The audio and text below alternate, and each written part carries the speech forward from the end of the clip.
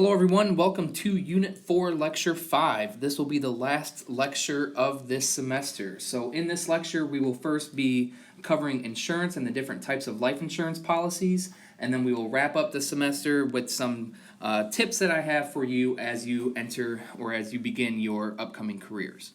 So with insurance, what is insurance? Insurance compensates policyholders, individuals, and businesses if pre-specified adverse events occur in exchange for premiums paid to the insurer by the policyholder. So what you do with insurance is you pay premiums, and then if some pre-specified event occurs, then the insurance company would compensate you for that event occurring. So the question is why do people need insurance? So why don't they just use their savings? Well, by pooling risks of customers, insurance companies can diversify away some of the customer-specific risk and offer insurance services at a cost that is lower than the average customer could with their own savings. So, for example, let's say you're looking at flood insurance. Let's say you have a flood occur that costs $10,000. Well, with your savings, you could go ahead and set aside $10,000 for that possibility. Or with an insurance company, what you could end up doing then is you could find an insurance company that would provide up to $10,000 worth of coverage for maybe $100 per year. So it would make sense to enter into that insurance policy as opposed to setting that aside, because it's much cheaper by the fact that these insurance companies can actually offer this insurance at a much lower cost than if you were just setting aside the funds yourself. With that being said, you should always do the cost-benefit analysis with insurance. So another example would be life insurance. If you don't have a family, why would you need life insurance? Later on, after we discuss the different types of life insurance and other types of insurance, I will mention one insurance that I certainly would hope or recommend that every person has. But with insurance, you should always do a cost-benefit analysis. So with insurance, insurance companies face a problem that is called adverse selection. So adverse selection is a problem that customers who apply for insurance policies are more likely to be those most in need of insurance. So adverse selection is simply the tendency of those in dangerous jobs or high-risk lifestyles for those individuals to get life insurance, or those that are in high flooding areas to get flood insurance. So the adverse selection problem is simply that those who apply for insurance are most likely those that need the insurance the most. Kind of makes sense, right?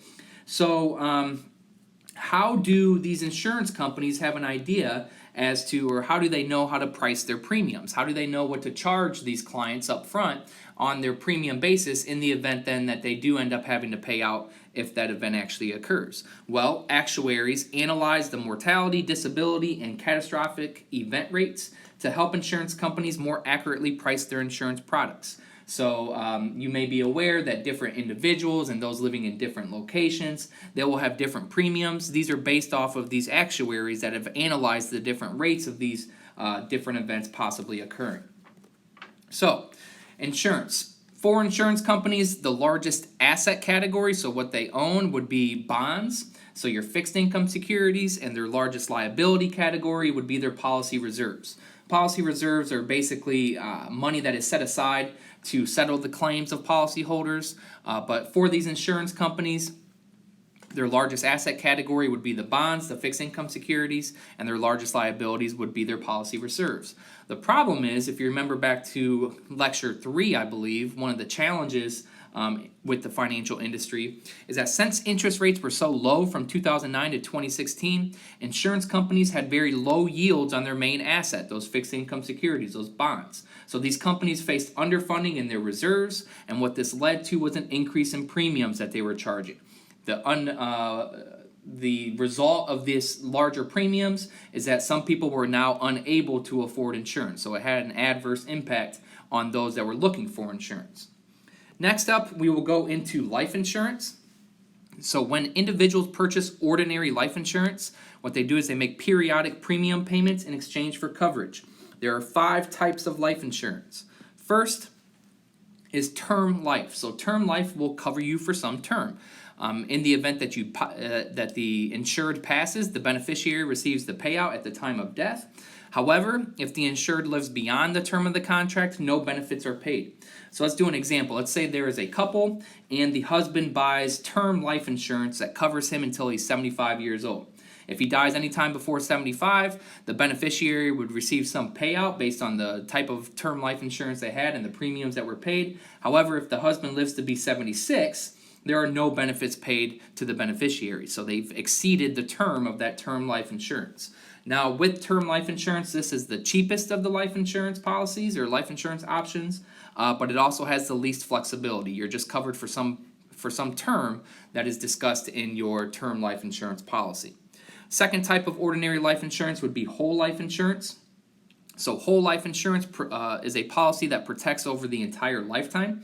And then when the insured passes, the beneficiary receives face value of the contract upon death. So with whole life insurance, since you're covered over your entire lifetime, if the insured continues to live longer and longer, the beneficiary may end up receiving a smaller payout. However, that beneficiary would still receive some payout in the event of the insured passing because they are covered over their entire lifetime. Third type would be endowment life. So with endowment life, this combines a pure term insurance element with also a savings element.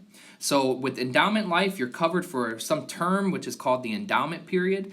And in that event, the beneficiary would then receive payment at the time of death.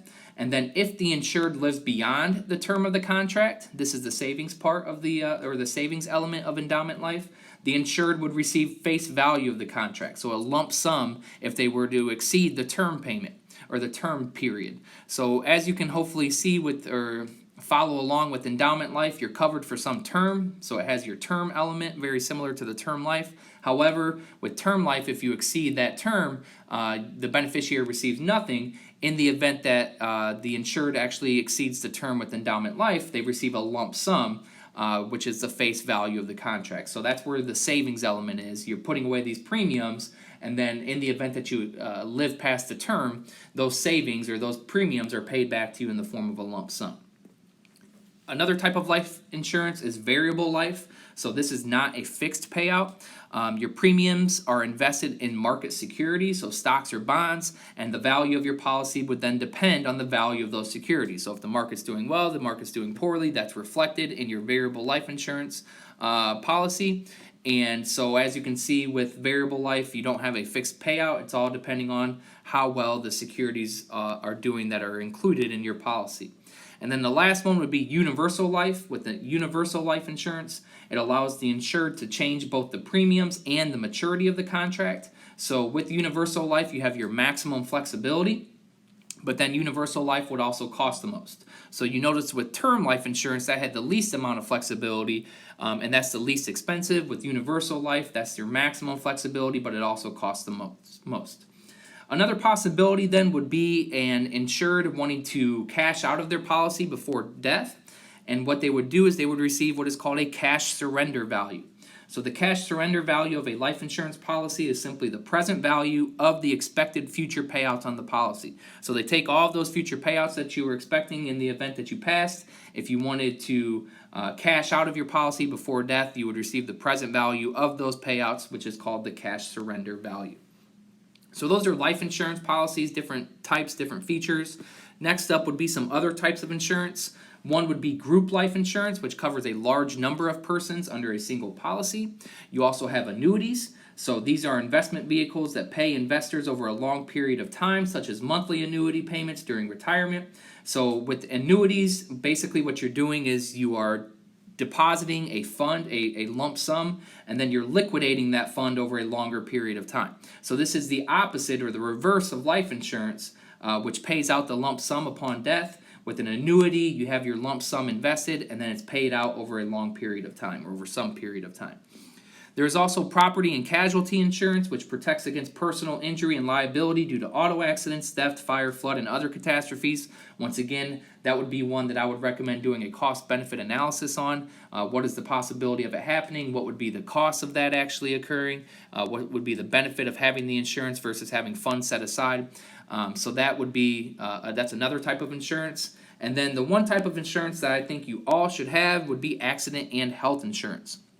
So with accident and health insurance, it protects against ill health or disability due to accidents. You never know what life could be, what life has in store for you. This would help protect you from those unknown circumstances happening, and then adding the financial distress to those different events. So let's review the concepts from these. I guess we kind of combined lectures 4 and 5 material here with these concepts. So what is a defined benefit pension fund? With a defined benefit pension fund, that's specific cash, a specific cash benefit that's based on some formula. What is a defined contribution pension fund? That is where the employer contributes a specific amount. You have your fixed return and you also have your variable return. These were discussed in lecture 4.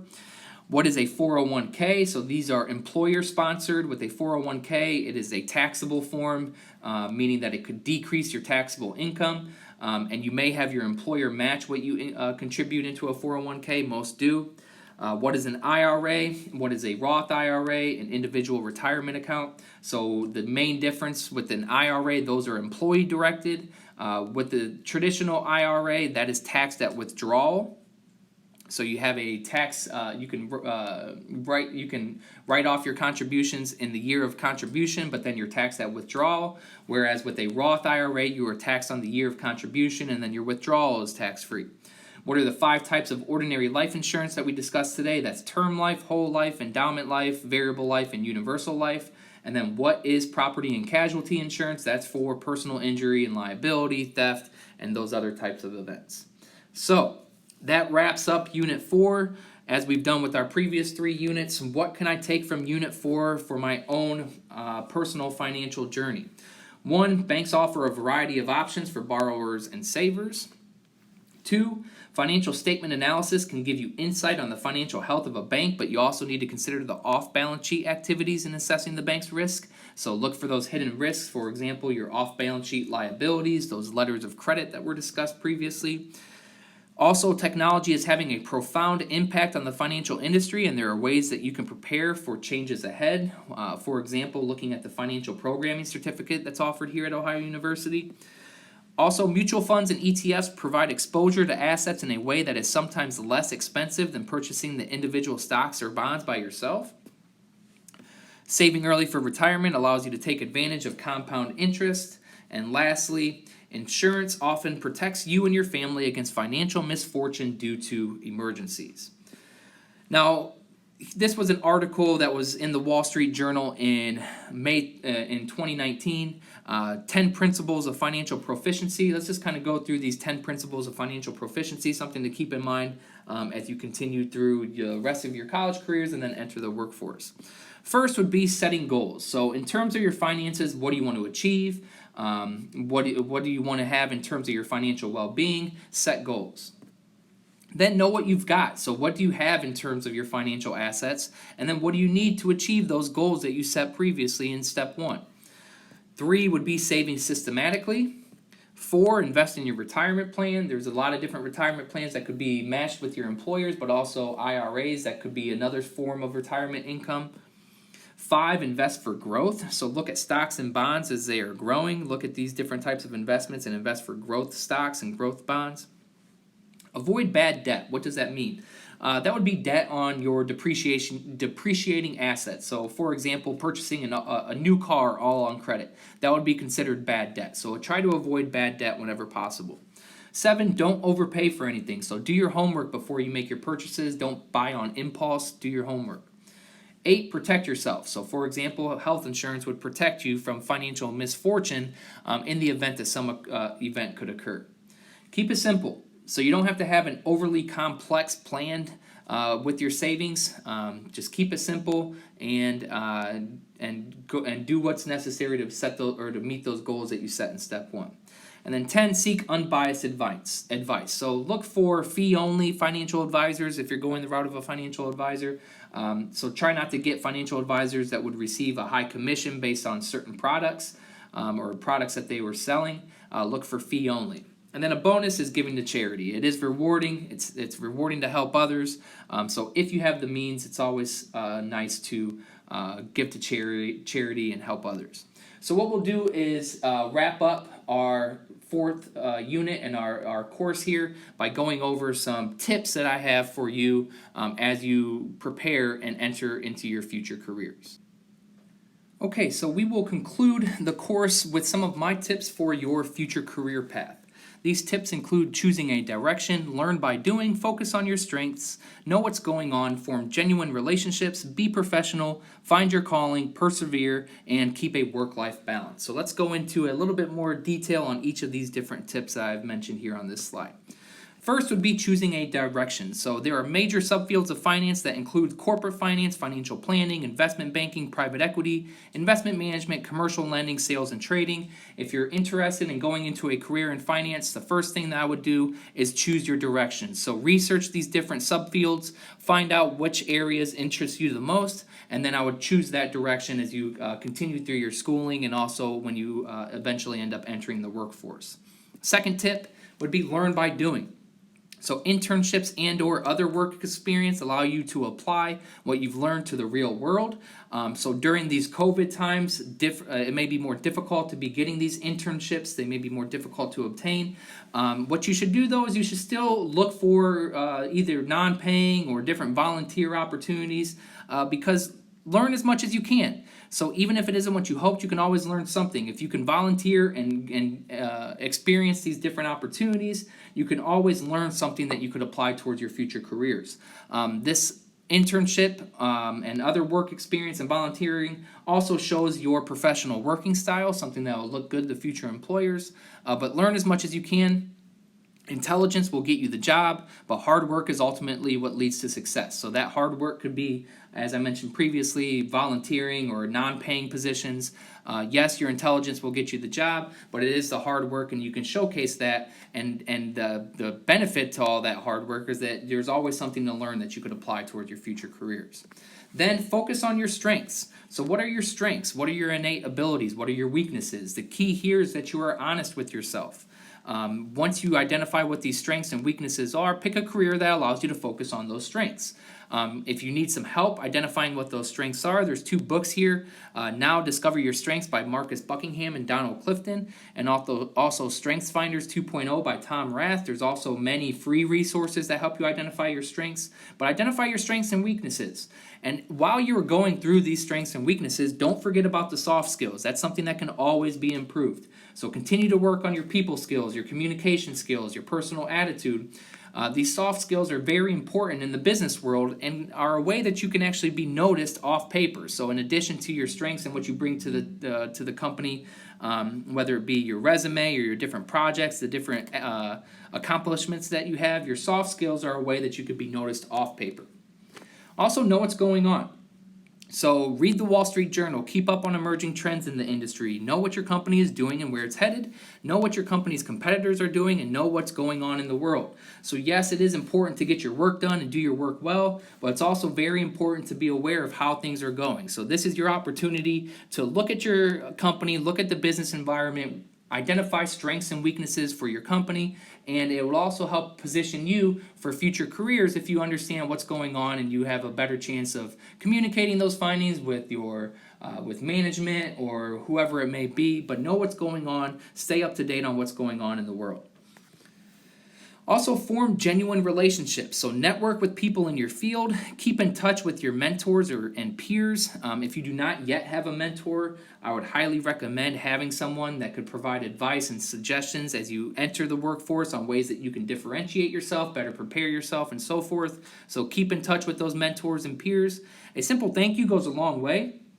So someone may remember you just based on you saying thank you for their presentation or thank you for taking the time to meet with me or whatever it may be. A simple thank you goes a long way. And a few genuine relationships may be more important than many superficial relationships. It's difficult to keep in touch with everyone, and you don't have to keep in touch with everyone. Sometimes it's just having a few genuine relationships are more beneficial than a multitude of superficial relationships. You should also be professional at all times, so always positively represent the company, listen to your clients and colleagues, act with integrity. You may be familiar with the show Undercover Boss, where the boss is hiding and interacting with employees. The key thing to take away from that is that you never know who's going to be around. Your boss may be right around you. What you say and what you do may get back to your boss, or end up getting back to somebody in an authority position. But you never know who's around you, what their future holds. Maybe they could end up being someone in a management position in which you're working for. But you never know, and you should always positively represent the company and act with integrity. There's a quote here by Skitty Von Stade: "In finance, there's no room for anything less than professional behavior." Just a key quote, a key sentence that you should always keep in mind as you enter the workforce. Also, find your calling. You've heard the quote, "It won't seem like work if you do what you love." So you should always find your quote, or you find your calling. Here we have a powerful quote that says, "Your calling usually is the kind of work, A, that you need most to do, and B, that the world most needs to have done. It is the place where your deep gladness and the world's deep hunger meet." So it's just something where you should always try to find your calling. And like I said, it won't seem like work if you love what you're doing. And you might not find your calling right away. Your first position or your first job when you enter the workforce may not be your calling, and you'll find out, you'll learn something from that position, and you should just continue to look for jobs that allow you to use your strengths to their fullest. So you've already identified what your strengths are, you're finding your calling, you're trying to enter the workforce and find your calling to where it's not seeming like work, and you may not have that happen right away, but if you persevere, you may end up finding that position. So the second to the last tip is persevere. Persevere means to continue in a course of action even in the face of difficulty. It's inevitable that you will have bad days, you will face disappointment. The key is to keep pressing on. So don't be afraid to ask for help. Asking for help is not a sign of weakness. Keep pressing on. Do personal post audits. Again, that's something where you should be honest with yourself in your audit, and really identifying where you are and where you want to be. And your goal is not perfection. Your aim is excellence. Always keep that in mind, is that your goal is not perfection. It's excellence, to do the best that you can. I think of the quote by Wayne Gretzky, you miss 100% of the shots that you do not take. So don't be afraid to make mistakes. Your goal is not perfection. You're just trying to do the best that you can, and your aim is excellence.